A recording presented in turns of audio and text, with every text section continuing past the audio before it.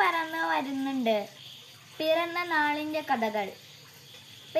പ്രിയ DCL കൂട്ടുകാരെ, അന്ന് രാത്രിയിലാണ് ആശുപത്രിയിലേക്ക് പോയത്.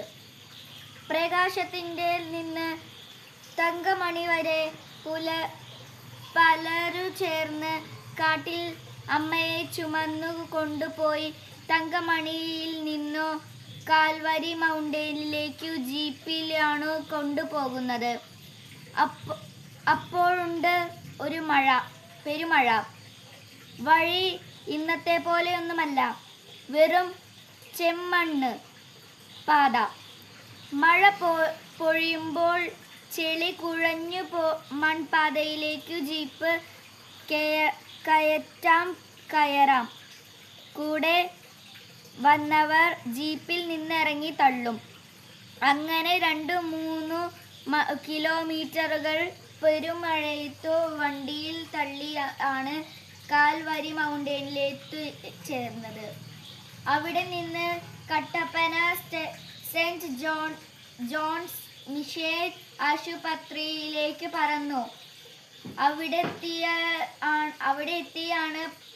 അവിടെ എത്തിയപ്പോഴേക്കും അമ്മച്ചിക്ക് പ്രഷർ കൂടി ശരീരം കൊച്ചിപ്പോയി. 2 മണിക്കൂർ കൊണ്ട് മുണ്ടക്കയം മെഡിക്കൽ ട്രസ്റ്റ് ഹോസ്പിറ്റലിൽ എത്തിച്ചാൽ ചിലപ്പോൾ അമ്മയെയും കുഞ്ഞിനെയും മരിക്കില്ല. പിന്നെ ദേവം തമ്പുരാനോ എന്നു വിളിച്ചു ചേർന്നു പോക്കാണ്. അന്ന് KK റോഡ് ഇന്നത്തെ പോലെയൊന്നുമല്ല. വളവും തിരിവും കുണ്ടും കുഴിയുമാണ്. വീതി തീരെ കുറവും. അങ്ങനെ പറന്നു പോകുമ്പോൾ അമ്മയുടെ ബോധം പോയി.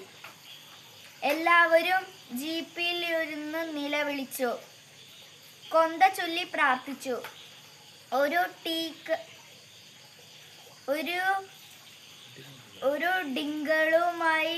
ടിക്കളുമായി ഇഴഞ്ഞു നീങ്ങുന്നു. ജീപ്പിന് ഓവർടേക്ക് ചെയ്യാനുമില്ല. ആകെ ടെൻഷൻ, കൂട്ടക്കരച്ചിൽ. കുറെ കഴിഞ്ഞാണ് കേറിപ്പോകാൻ പറ്റിയത്. അങ്ങനെ ഒരു തരത്തിൽ മുണ്ടക്കയെത്തി. അവസാനം ഓപ്പറേഷൻ കൂടാതെ പ്രസവം അന്നേരമാണ് അറിഞ്ഞത് ഇരട്ട കുട്ടികളാണെന്ന്. അമ്മയ്ക്ക് ബോധം തെളിഞ്ഞിരുന്നത് 2 ആഴ്ച കഴിഞ്ഞാണ്.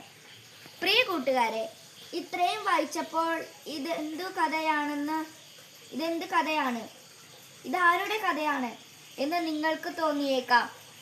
എന്നാൽ ഇത് മറ്റാരുടെയും കഥയല്ല. ഇത് എൻ്റെ പിറന്നാൾ കഥയാണ്.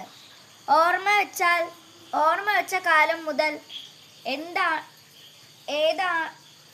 ഏതാണ്ട് കഴിഞ്ഞ 50-ലേറെ വർഷങ്ങളായി ഞങ്ങളുടെ അച്ഛനും അമ്മയും എല്ലാ പിറന്നാൾ ദിനത്തിലും ഞങ്ങളുടെ പറഞ്ഞിരുന്ന പിറന്നാളിൻ്റെ കഥയത് കേട്ട് കാണാപാഠമായിട്ടും കഴിഞ്ഞ വർഷവും ആദ്യ